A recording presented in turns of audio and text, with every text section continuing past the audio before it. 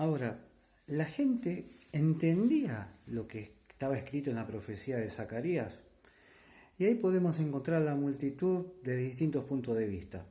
Uno tiene que ver con el hecho de que Jesús ya tenía una popularidad bastante importante, era un maestro que tenía una enseñanza como que venía de parte de Dios y ya lo habían declarado así. También tenemos a un enviado de Dios que había hecho milagros, teníamos una multitud que lo acompañaba después de la resurrección de Lázaro desde Betania, y había un conjunto de factores que hacía que toda una multitud lo reciba a Jesús. Y también encontramos que ponían sobre su camino mantos, que ponían palmas, como una señal de respeto hacia Jesús. Pero ¿cuál era la idea que tenía el pueblo? Y hay muchas hipótesis. Quizás la más apropiada y la más acercada era que el pueblo estaba buscando a alguien que lo libere de la opresión del Imperio Romano.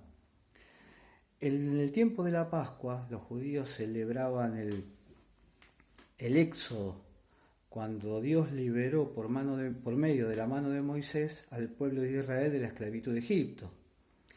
Y al ver a Jesús con tanto poder de parte de Dios, con tanta autoridad, con tanta sabiduría, quizás la gente que se agolpó ahí en Jerusalén para recibirlo estaba esperando un rey del tipo político, un rey que se sentara sobre el trono de Israel al mismo estilo que el rey David y que los liberara de la opresión y del yugo del Imperio Romano.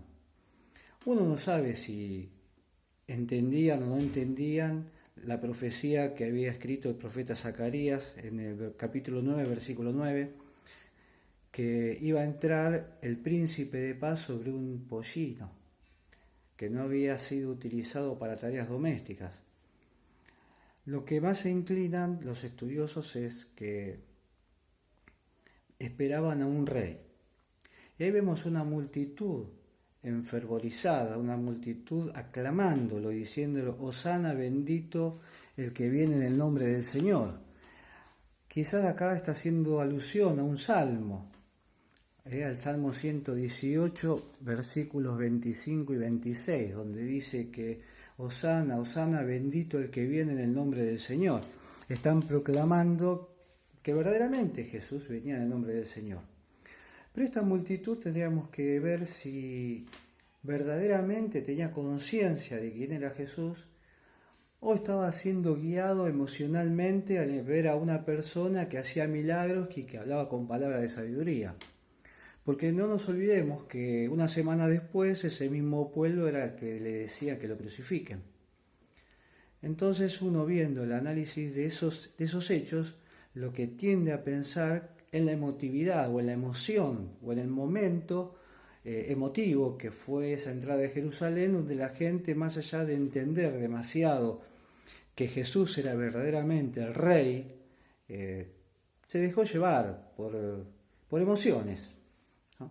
Se dejó llevar por el que dirán, se dejó llevar por lo que hacía parte de la multitud que estaban aclamándolo, y así fue que se armó toda esa multitud, dando cumplimiento a dos profecías. Como mencionamos, una, la de Zacarías, que él iba a subir, iba a entrar a Jerusalén arriba de un pollino, y la otra, cuando el pueblo lo aclamaba, hablando del Salmo 118, versículos 25 y versículos 26. Nosotros hoy en día sabemos que Él es el Rey, que Él es el Señor. Tenemos 2000 años de historia para poder contemplar, estudiar, conocer cómo Dios se estuvo manejando a lo largo de toda su historia y que era necesario el cumplimiento de la profecía de que Él entre de esa manera en Jerusalén. Él no se quedó nunca una noche para dormir en Jerusalén, sino que se iba a la casa de sus amigos, en Betania, Lázaro, Marta y María. Pero lo que podemos resumir en este pequeño mensaje de entrada de Jerusalén, uno es en la emotividad de las personas. Las personas, cuando se acercan a Jesús de una manera emotiva, estas personas cambian de opinión sobre cualquier presión o viento de doctrina, como este grupo lo hizo, como esta multitud lo hizo. Vinieron los fariseos, empezaron a presionar y a manipularlos intelectualmente, y una semana después lo estaban crucificando, estaban clamando para que liberen a Barrabás y que crucifiquen a Jesús. O sea que hay que tener a veces nosotros mucho cuidado cuando explicamos las cosas y las entendemos, que no sea algo meramente emotivo, algo emocional, algo que en un momento me produce un placer, como por ejemplo un milagro, y no comprender la profundidad de ese milagro. Podemos estar contentos con una palabra de sabiduría que nos hace libre, pero no quedarnos con esa palabra de sabiduría, sino con el fondo, cuál es el argumento de esa palabra de sabiduría, para poder entender y comprender la perfecta voluntad de Dios para todas las personas y conocerlo al dador de esa sabiduría. Y como segunda parte tenemos a Jesús entrando a la ciudad santa, a Jerusalén, proclamándolo como rey. ¿Por qué Él es un rey? Quizás la multitud no entendía que su reino no era de esta tierra, quizás la multitud no entendía que su reino era un reino espiritual, como está escrito en Jeremías 31-33, que va a escribir sus leyes en nuestra mente y en nuestro corazón. Nosotros seremos su pueblo y Él será nuestro Dios.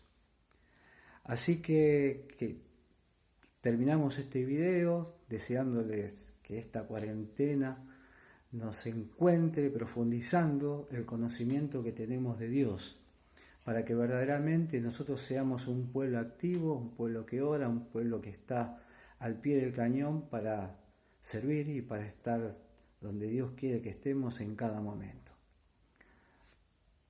Nos vemos pronto.